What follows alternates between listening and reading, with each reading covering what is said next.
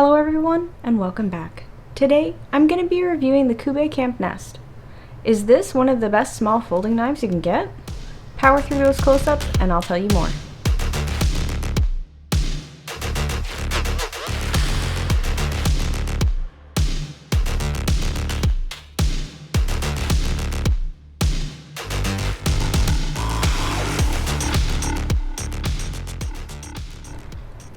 This knife you see here is the Campe Nest, made by Kubey Knives.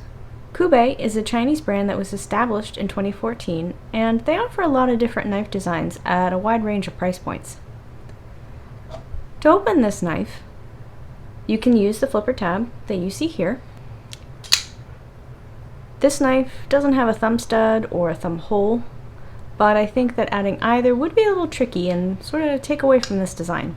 The nice thing about this flipper tab is that when the knife is open, it acts kind of like a guard, so that your fingers don't accidentally slide down onto the blade.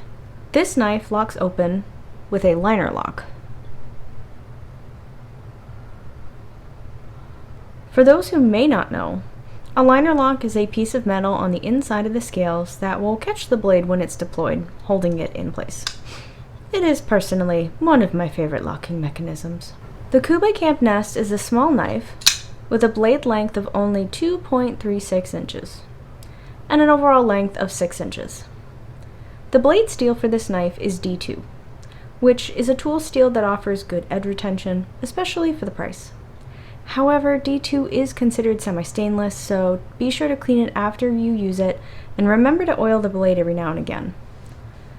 The Kubey Campe Nest version I have here is the black PVD finish, which also helps prevent corrosion.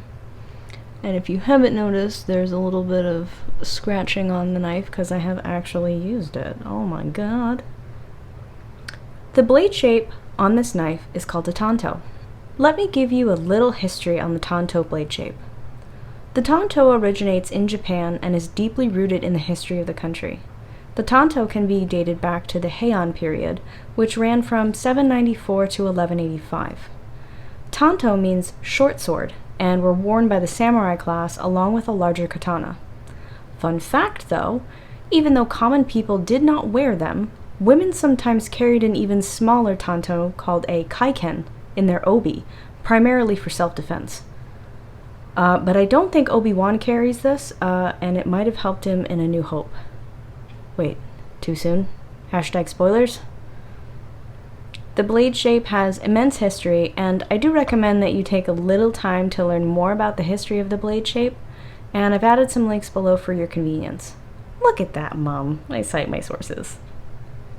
The handle material on the Kubey Campe Nest is G10. G10 is a lightweight, durable, and made out of fiberglass and resin.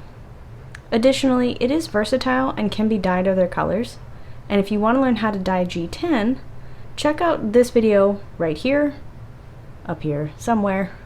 Insert shameless plug.